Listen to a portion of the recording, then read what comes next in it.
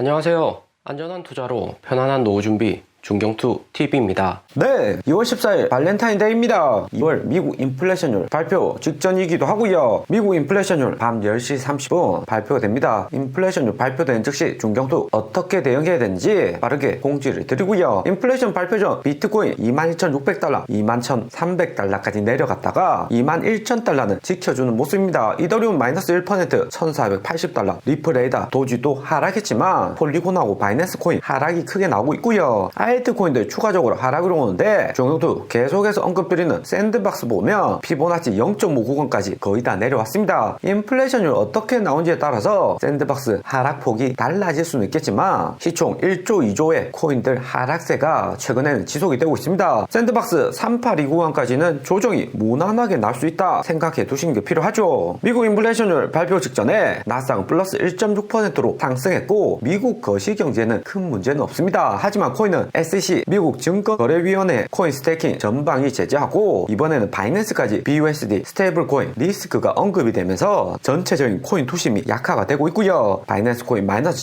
7.6% 하락이 컸죠. 바이낸스 CEO 장봉차오는 BUSD 문제없다, 관리 잘 되고 있다 트윗은 했지만 SEC가 크라켄 거래소 통해서 스테이킹 금지하고 이번에는 바이낸스 스테이블 코인까지 공격 중입니다. 바이낸스는 BUSD 스테이블 코인이 비트코인, 이더리움, 헤더 코인보다 더 많은 비중으로 가져가고 있고요.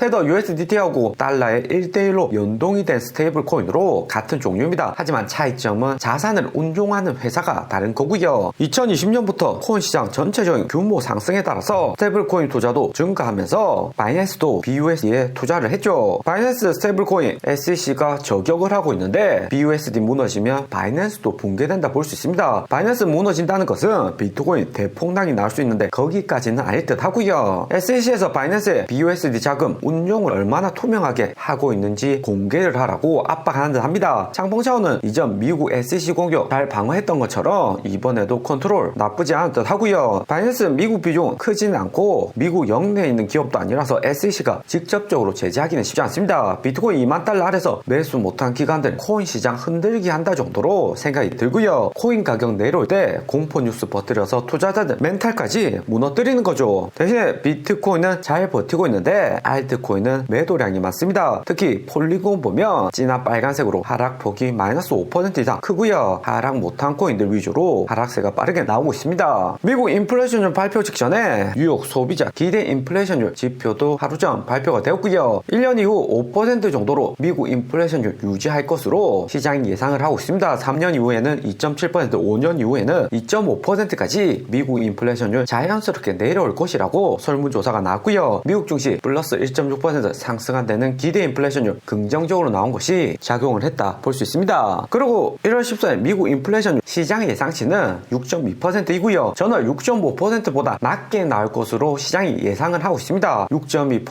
6.3%까지는 안정권이지만 6.5% 전월하고 같은 수치 나오거나 6.4% 정도 나오면 미국 4.75% 고금리에도 인플레이션율 하락폭이 작고 월간으로 보았을 때는 오히려 인플레이션율 더 빠르게 상승한다는 시그널이 될 수가 있죠. 1월 미국 중고차 가격 재반등하고 월세 주택 가격 하락폭도 작은 것이 영향이 있을 수가 있습니다. 이전에도 언급을 드렸지만 한국은 인플레이션율 내려오다가 약간 반등은 했고요. 1월 5% 나왔다가 2월에는 5.2% 나왔습니다. 미국 인플레이션율이 한국처럼 반등 온다면 글로벌의 시장 충격 매우 큰 거죠. 금리 더 올려야 될 수가 있습니다. 하지만 한국도 작년 3월부터 인플레이션율 상승이 본격화되어서 연간 인플레이션율 상승폭은 오히려 내려갈 것으로 보이고요. 여기 구간 보면 작년 2월에 3.7% 오르고 그 다음 4.1%, 4월에 4.8%까지 인플레이션율 상승폭이 매우 컸습니다. 상승폭이 크다는 것은 하락폭도 큰 거죠. 2월에 한국 부동산도 보면 하락 추세가 주춤해졌고 작년 2월보다 매매 가격도 약간 상승을 했습니다. 한국 전체적으로 투기 과열지구 해제한 것도 있지만 금리 인하나 인플레이션율 하락 기대감이 크다는 거죠. 한국 금통위 2월 23일 다음 주 열리는데 25bp 추가 금리 인상할지 여부가 핵심일 듯 합니다. 환율 환율 보면 1270원으로 반등 오는 것만 봐서는 추가 금리 인상 필요할 듯 보이죠. 하지만 2월 14일 미국 인플레이션 컨센서스에 맞게 6.2% 되거나 그 이하로만 발표가 된다면 한국도 금리 인상 추가로 없을 가능성이 존재를 합니다. 2월 14일 인플레이션이 어떻게 나온지가 한국에게는 매우 중요할 듯 하고요. 1973년에도 인플레이션율이 11%까지 급등했다가 당시 연준 의장이었던 폴 볼커 인플레이션율 하락에 금리 급격히 인상해서 주가가 크게 하락을 했었고요. 하지만 인플레이션율 인상한 만큼 미국 경제 성장도 둔화되고 고금리에 대출 못 갚아서 도산하는 기업들 늘어나니까 금리를 다시 낮췄습니다. 하지만 인플레이션율 6%까지 하락했다가 재반등을 했고요. 금리 인하로 인해서 인플레이션율 빠르게 재반등을 한 거죠. 파르장 연설 때마다 2% 인플레이션율 되어야 된다 강조를 하는데 2% 인플레이션율 이 정도가 돼야지 안정화가 되고 1974년 여기 구간처럼 6% 내려갔다고 금리 인하를 해버리면 오히려 재상승 기대감이 매우 큰 거죠. 인플레이션율 내리기가 쉽지가 않다는 것을 알 수가 있습니다. 그러면서 연준은 1994년처럼 3%에서 6% 급격히 금리 인상하고 금리 고점 찍고 난 이후 약간씩만 금리 내리면서 장기적으로 4% 이상 금리 유지할 가능성이 존재를 하죠. 금리 고점 찍고 25bp씩만 금리를 내려줘도 나스닥 코인에게는 긍정적인 호재로 받아들여져서 나스닥은 꾸준히 상승할 가능성이 존재를 하는 거고요. 미국 재무장관 옐런도 1994년처럼 연준이 이렇게 움직인다면 연착륙, 경착륙도 없는 노랜딩으로 나스닥이나 미국 경제 계속 우상향할 수 있다 이야기를 했고요. 미국 인플레이션율 어떻게 나온지도 중요하지만 결국에는 앞으로 미국 기업들이 고금리에도 실적이 받쳐주는지 여부가 핵심일 듯 합니다. 4% 5% 고금리에 인플레이션율 해치되게 제품을 생산하고 수익도 꾸준히 가져간다면 주가가 우상향을 하는 거죠. 애플도 2018년 양적 완화할 때 3개 분기까지는 아이폰 판매를 잘하다가 2019년 4분기에도 4번 연속 어닝 미스를 하니까 주가 급락을 한 적이 있습니다. 아이폰 판매량이 여기 빨간색으로 하락을 했고요. 연준이 계속해서 고금리 유지하면 애플 같은 1등 기업도 휘청거릴 수 있고 그 이하의 기업들은 주가 하락폭이 더 커질 수가 있죠. 하지만 2분기 3분기 실적 발표하는 올해 상반기까지는 큰 문제가 없고 올해 연말쯤 가서나 연준 고금리 영향에 미국 빅테크 대기업들도 영향을 받을 수가 있습니다. 그 전까지는 인플레이션 내려가고 고용 유지하면서 골디락스로 올해 상반기까지는 미국 증시나 코인 우상향 가능성 여전히 존재를 하고요. 그리고 이번 주 크립토 기간 매매 현황 발표가 되었습니다. 마이너스 10.8밀리언 매도했고 여기 차트에서도 보시듯이 4주 연속 매수하다가 이번에 매도를 한 거죠. 하지만 이번 매도량이 올해 총 183밀리언 매수한 데 비해서 10.8밀리언 일부만 매도를 했기 때문에 비트코인 가격 하락에 약간만 현금화를 한 듯 보입니다. 코인시장 앞으로 대세 하락 오기보다는 조정 정도 주고 상승할 것이라는 기대감이 기관들 존재를 하는 거죠. 그리고 이더리움은 가격이 하락했는데도 1.5밀리언 매수하면서 올해 1월하고 2월 15밀리언 총 매수를 했습니다. 이더리움 작년에 계속해서 매도하는 것과 연초에 이더리움 가격 하락에도 매수하는 움직임이 약간은 차이가 나죠. 이더리움 3월에 상하이 하드포크 이후 20조가량 되는 스테이킹 물량 해제가 되고 이더리움 가격 단계 변동성이 커질 수가 있습니다. 하지만 JP모건에서는 이더리움 스테이킹 해제로 인해서 스테이킹 자율화가 되면서 오히려 더 많은 자금이 이더리움으로 몰릴 것이라는 분석이 존재를 하고요. 무엇보다 바이낸스, 코인베이스 등 핵심 코인 거래소들이 비트코인 다음으로 이더리움을 많이 보유를 하고 있습니다. 이더리움 장기적으로는 성장 가능성을 거래소들 크게 본 듯 하고요. 그리고 비트코인 숏포지션 보면 마이너스 3.5밀리언으로 지난주 8밀리언 숏포지션 매수한 데 비해서 이번에는 매도를 했습니다. 비트코인 하락은 와도 하락폭이 제한될 것이라는 기관들 생각이 듯 하고요. 그리고 알트코인 보면 솔라나 폴리곤 추가 매수를 했고 리플은 매수도 매도도 없는 여전히 홀딩을 하고 있습니다. 리플 가격 최근에 500원 아래로 조정은 주고 있지만 알트코인들 상승세 주춤하고 비트코인도 횡보를 한다면 이더리움 다음 리플도 호재 나오면서 가격 상승 가능성은 여전히 존재를 하고요. 다른 코인들 다 상승하고 주춤할 때 리플이 상승하는 경우가 많습니다. 이번에 기관들 매수한 코인 중에 아더, 비트코인, 이더리움, 솔라나, 리플 제외하고 다른 코인들 3.5밀리언 대량 매수를 했고요. 기관들 매수하고 있는 시총 작은 코인들, 중소형 코인들 비중이 163밀리언으로 리플이나 폴리곤, 솔라나보다도 더 많은 비중을 가지고 있습니다. 오늘의 영상은 여기까지입니다. 좀 더 디테일한 투자 정보가 필요하신 분들은 커뮤니티로도 자료가 공유되니까 멤버십 가입과 구독 부탁드립니다. 감사합니다.